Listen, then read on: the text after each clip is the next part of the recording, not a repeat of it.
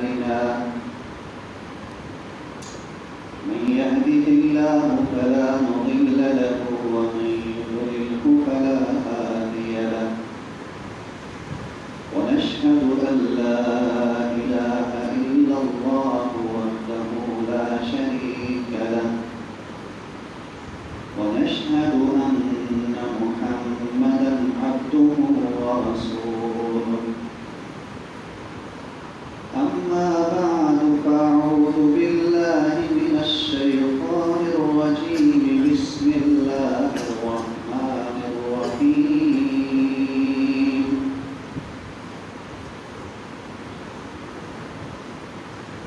رب هب لي من الصالحين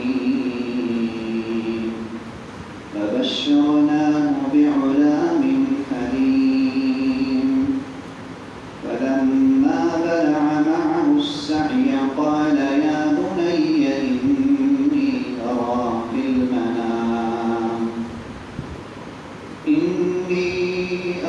في المنام أني أذبحك فانظر ماذا ترى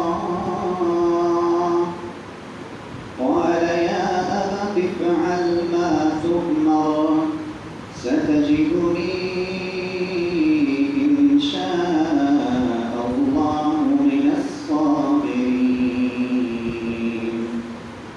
فلما أسلما وتله للجبين وناديناه أن يا إبراهيم قد صدقت الرؤيا إنا كذلك نجزي المحسنين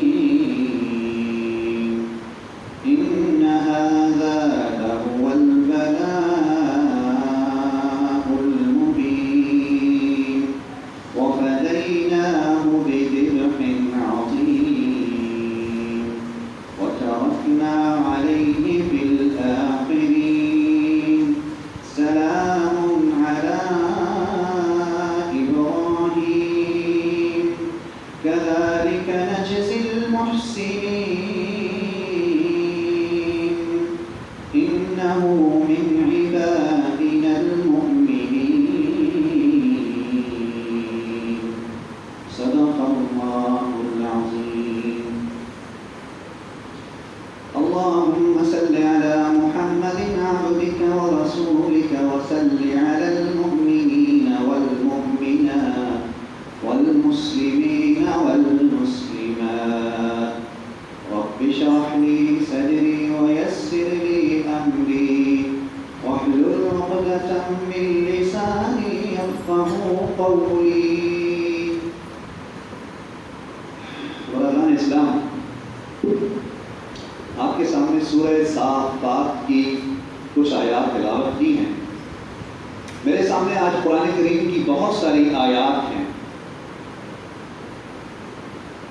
چونکہ ماہ ذی الحجہ کا آغاز ہو چکا ہے تو اس سے متعلقہ جتنی آیات ہو سکتی ہیں کچھ میرے سامنے ہیں, کچھ میں نے تلاوت کی. سورہ فجر اکثر ہم پڑھتے ہیں, وہ بھی انہی ایام ذی الحجہ کے حوالے سے ہیں کہ جس میں اللہ کیا فرماتے ہیں والفجر وليال عشر والشفع والوتر واللیل اذا یسر.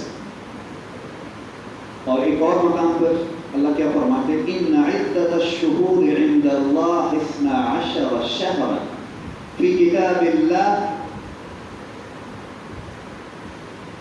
کیا فرما رہے ہیں اللہ تعالیٰ ان کے اندر؟ سورہ فجر, اس کے اندر اللہ تعالیٰ 10 راتوں کی قسم کھاتے ہیں اور کیا فرماتے ہیں والفجر, قسم ہے فجر کی صبح کی. صبح کیا ہوتی ہے؟ صبح در حقیقت دنیا کے اندر جو سب سے بڑی انقلاب ہر روز آتا ہے وہ صبح کا نمودار ہونا ہے.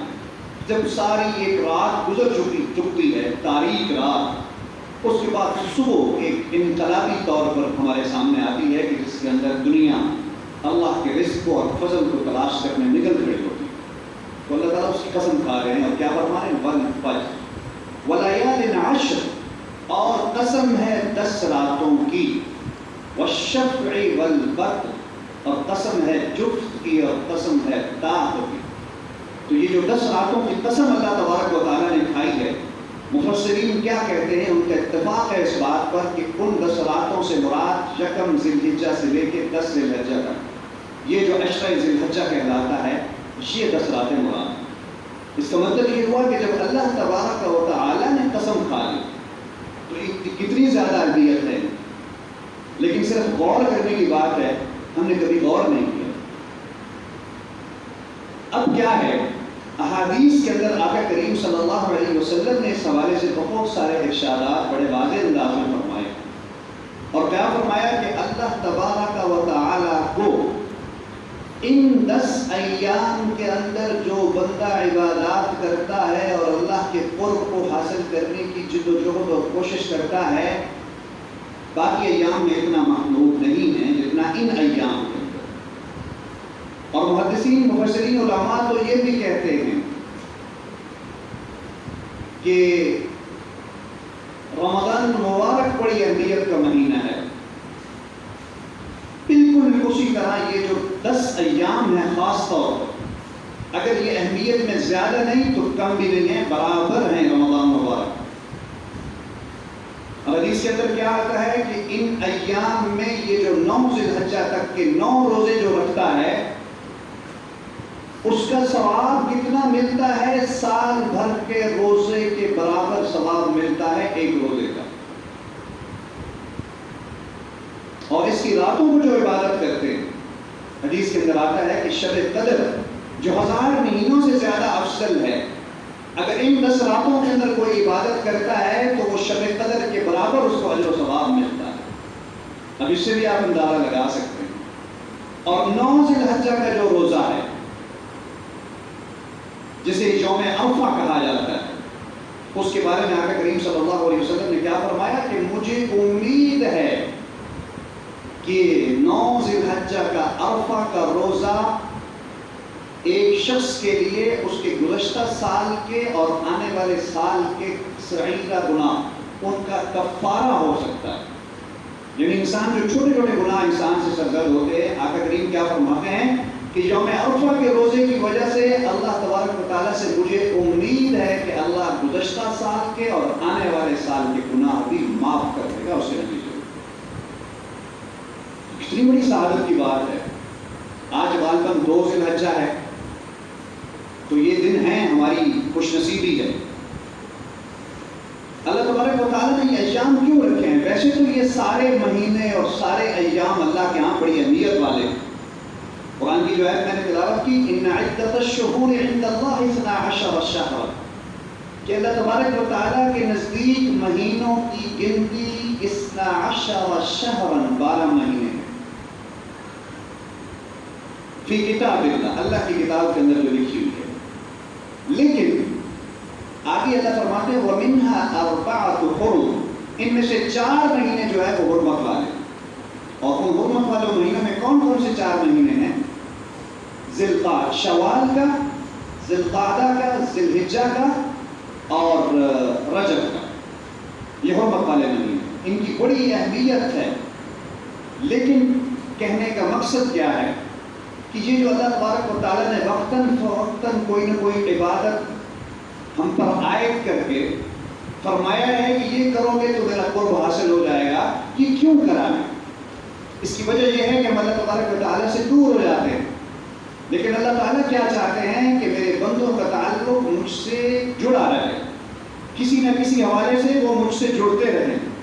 ماہ رمضان کے اندر اگر کوئی اللہ کے قریب آ جاتا ہے خوش نصیبی ہے، لیکن اگر اس میں کوئی اللہ کے قریب نہیں آ سکتا، خدائیاں سرزد ہو جاتی ہیں اس سے، تو اب اس میں آ کر قربانی کے ایام کے اندر یہ 10 دن جو ہے، اگر اس کے اندر ایک آدمی کوشش کر لیتا ہے تو اللہ کا قرب حاصل کرنے کا یہ بھی ایک بہترین بہانہ ہے۔ اب مسئلہ کیا ہے کہ ہم غافل اس قدر ہو چکے ہیں کہ ہمیں خوشی اور غم منانے کا سلیقہ ہی نہیں، کہ غم سے نمٹنا کیسے ہے، خوشی کو منانا کیسے۔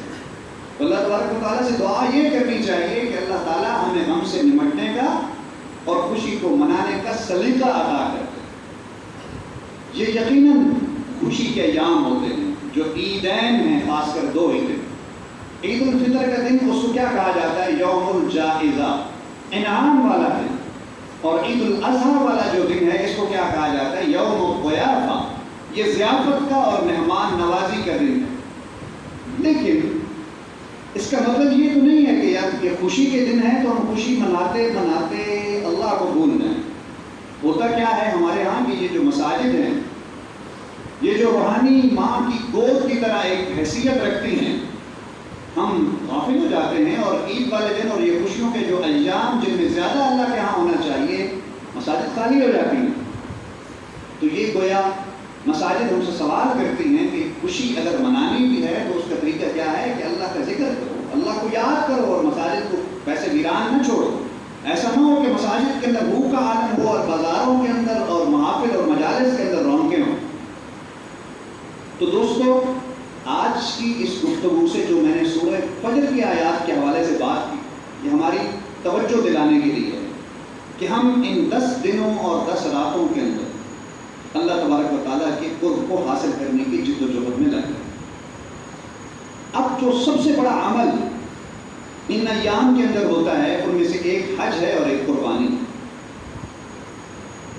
قربانی ہم سب جانتے ہیں کہ یہ حضرت آدم علیہ السلام سے لے کر تمام انبیاء کی امتوں کے اندر یہ کنسیپٹ رہا ہے قربانی کا.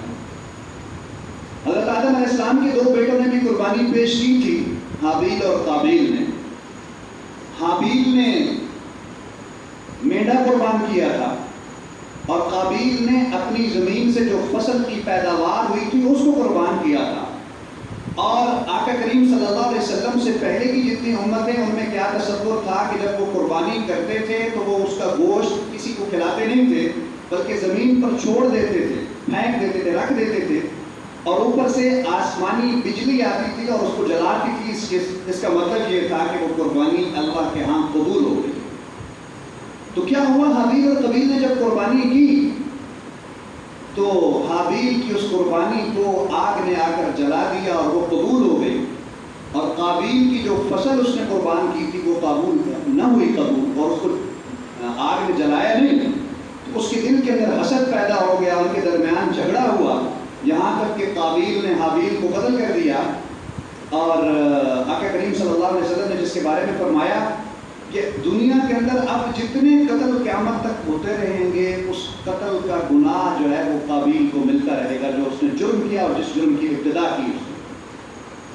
تو معلوم یہ ہوا کہ ہر امت کے اندر یہ کنسیپٹ تھا قربانی کا. لیکن آقا کریم صلی اللہ علیہ وسلم کی جب امت وجود کے اندر آئی اور قربانی کا تصور دیا گیا تو اس میں پھر کیا اللہ تعالیٰ نے فرمایا کہ یہ جو تم قربانی کرتے ہو ایک تو اس سے میری رضا حاصل ہوتی ہے اور دوسرا کیا ہے کہ تم خود پھر اس کو کھاؤ پیو اور لوگوں کو کھلاؤ. اب وہ تصور ختم ہو گیا تھا جلانے کا جس پر اعتراض بھی کیا کفار نے اور مشرکین نے کہ یہ کیسی قربانی ہے کہ جس کو جلایا نہیں جاتا، آگ جلاتی نہیں ہے اور آپ کہتے ہیں کہ یہ قربانی ہے. تو پھر اللہ تبارک و تعالیٰ نے اس کی وضاحت فرمائی کہ نہیں قرآن میں کہ یہ کیا ہے لَيَنَالَ اللَّهُ لُحُومُهَا وَلَا دِمَاؤُهَا وَلَكِنْ يَنَالُهُ التَّقْوَىٰ مِنكُمْ. اللہ کیا فرماتے ہیں کہ اے لوگوں جو تم قربانی کرتے ہو یہ گوشت اور خون بہاتے ہو، گوشت کھاتے ہو، لَيَنَالَ اللَّهُ لُحُومُهَا وَلَا دِمَاؤُهَا، اس کا گوشت اور اس کا خون اللہ کو نہیں پہنچتا. کیا پہنچتا ہے؟ وَلَكِنْ يَنَالُهُ التَّقْوَىٰ مِنكُمْ، تمہاری طرف سے تمہارے دلوں کے اندر جو تقویٰ اور اللہ تبارک و تعالیٰ سے اجر کی امید ہے وہ اللہ تبارک و تعالیٰ کو تمہارا تقویٰ پہنچتا ہے. اس کا مطلب یہ ہے کہ ہم جو بھی قربانی کرتے ہیں، جو بھی عبادت کرتے ہیں، اس کے پیچھے رضائے خدا بندی کا حصول ہمارا مقصد ہونا چاہیے کہ اس سے اللہ راضی ہو جائے، اللہ تبارک و تعالیٰ کی خوشنودی ہمیں حاصل ہو جائے. جب ہم اس نیت کے ساتھ کوئی کام کرتے ہیں تو اس کے نتیجے کے اندر کیا ہوتا ہے کہ اللہ تبارک و تعالیٰ ہمیں پھر اجر و ثواب جس طرح کے حق ہے عطا کرتے ہیں. اب یہ ترجمہ میں کرنا چاہوں گا سورہ صافات کی جو آیات میں نے آپ کے سامنے تلاوت کی کہ ابراہیم علیہ السلام نے اللہ پاک سے کیا دعا کی؟ رب ہب لی من الصالحین، اے اللہ مجھے ایک صالح لڑکا عطا فرما. فبشرناہ بغلام حلیم، اللہ فرماتے ہیں ہم نے ابراہیم کو بشارت کی، خوشخبری دی ایک بردبار لڑکے کی. فلما بلغ معه السعی، اور جب وہ بچہ پہنچا اس کے ساتھ دوڑنے کی عمر کو، سعی کرنے کی، جدوجہد کرنے کی، دوڑنے کی، قال یا بنی انی ارا، تو ابراہیم علیہ السلام کو خواب آیا اور ابراہیم نے اپنے بیٹے سے کیا کہا؟ ذرا غور کیجیے گا، الفاظ بڑے عجیب ہیں۔ قال یا بنی، ابراہیم نے کہا اپنے بیٹے سے، اے میرے بیٹے، انی ارا، بے شک میں نے دیکھا ہے، فی المنام، خواب میں، انی اذبحک، کہ میں تمہیں ذبح کر رہا ہوں، فانظر ماذا تری، بس دیکھ تیرا کیا خیال ہے، تو کیا کہتا ہے؟ قال لا، تو بیٹا ابراہیم کا تھا اسماعیل، جس پر اقبال نے کہا تھا کہ یہ فیضان نظر تھا یا کہ مکتب کی کرامت تھی، سکھائے کس نے اسماعیل کو آداب فرزندی؟ کیا کہا؟ قال یا ابت افعل ما تؤمر، اے ابا جان، آپ کو جس بات کا حکم دیا گیا ہے کر گزریے، ستجدنی انشاءاللہ من الصابرین، اگر اللہ نے چاہا تو آپ مجھے صبر کرنے والوں میں سے پائیں گے۔ فلما اسلما وتلہ للجبین، پس جب دونوں نے یعنی باپ بیٹے نے کیا کر لیا؟ اسلما، سر تسلیم خم کر دیا، وتلہ للجبین، اور اپنی پیشانی رب کے سامنے جھکا دی ذبح ہونے کے لیے، ونادیناہ، تو ہم نے منادی کرائی، ہم نے ندا دی، آواز دی، ان یا ابراہیم، کہ اے ابراہیم، قد صدقت الرؤیا، تو نے اپنا خواب سچا کر دکھایا ہے، انا کذالک نجزی المحسنین، یاد رکھو ہم اسی طرح جزا عطا کرتے ہیں احسان اور نیکی کرنے والوں کو، ان ھذا لہو البلاء المبین، اور اللہ کیا فرماتے ہیں؟ یہ بہت بڑی آزمائش تھی، یہ بہت بڑی آزمائش تھی، لفظ دیکھیں اللہ کے، ان ھذا لہو البلاء المبین، بے شک یہ بہت بڑی آزمائش تھی۔ کیا ہوا؟ وَفَدَيْنَاهُ بِذِبْحٍ عَظِيمٍ، جب ابراہیم اس آزمائش میں پورا اترے تو ہم نے فدیے کے طور پہ ذبح عظیم عطا کر دیا ان کو، اور یہ ذبح عظیم کیا ہے؟ وَتَرَكْنَا عَلَيْهِ فِي الْآخِرِينَ، ہم نے قیامت تک آنے والے لوگوں کے لیے اس کو چھوڑ دیا کہ اب آپ نے یہ مینڈا جو ذبح کیا گیا ہے اس کو ذبح کرنا ہے، شاعر اللہ، شاعر اللہ کے طور پر، ابراہیم کی اس سنت کے ادائیگی کے طور پر، یعنی اللہ تبارک و تعالیٰ کتنے خوش ہوئے۔ تو گویا معلوم کیا ہوا کہ جب ہم کوئی یہ جانور ذبح کرتے ہیں، میں اگلی جمعے کو بھی انشاءاللہ اسی موضوع پر بات کروں گا کہ جانور کو ذبح کرنا یہ کیا ہے، یہ اللہ تبارک و تعالیٰ کے قرب کو حاصل کرنے کا ایک سب سے بڑا ذریعہ ہے، اور قرآن میں اللہ تعالیٰ نے آیات میں فرمایا بھی ہے کہ جانور کو ذبح کرنا، کسی یہ نہیں ہے کہ یہاں پر خواہشات کو ذبح کرنے کی بات نہیں ہے، وہ بھی کرنی چاہیے، لیکن یہاں پر جانور کے ذبح کرنے کو اللہ تعالیٰ نے جو ہے وہ لازم کرا دیا ہے۔ تو بہرحال سنت اور مستحب کیا ہے کہ جو آدمی جانور کو ذبح کرنے کا اور قربانی کرنے کا ارادہ کرے، آقا نے فرمایا اس کو چاہیے کہ وہ اپنے بال نہ کاٹے ان 10 دنوں میں اور اپنے ناخن نہ کاٹے، ایسا کرنا کیا ہے؟ مستحب ہے، اور مستحب کا مطلب ہے پسندیدہ ہے، کرے گا تو ثواب ملے گا، نہیں کرے گا تو گناہ نہیں ملے گا۔ تو بہرحال یہ سارا اس لیے کیا گیا ہے کہ جو حجاج کرام ہیں ان کے ساتھ ایک مشابہت ہو جائے۔ تو بہرحال یہ ایک 9-10 دنوں کے کچھ کام تھے، ایک روزوں کی بابت میں نے عرض کیا، دوسرا یہ ذکر کیا، تو اب کوشش کریں کہ ان 10 دنوں کو اپنا قیمتی بنا لیں، اور جو فضائل احادیث کے اندر اور قرآن کی آیات کے اندر بیان ہوئے ہیں ان فضائل کو حاصل کرنے کے لیے ہم کوشش کرنے والے بن جائیں۔ اللہ تعالیٰ عمل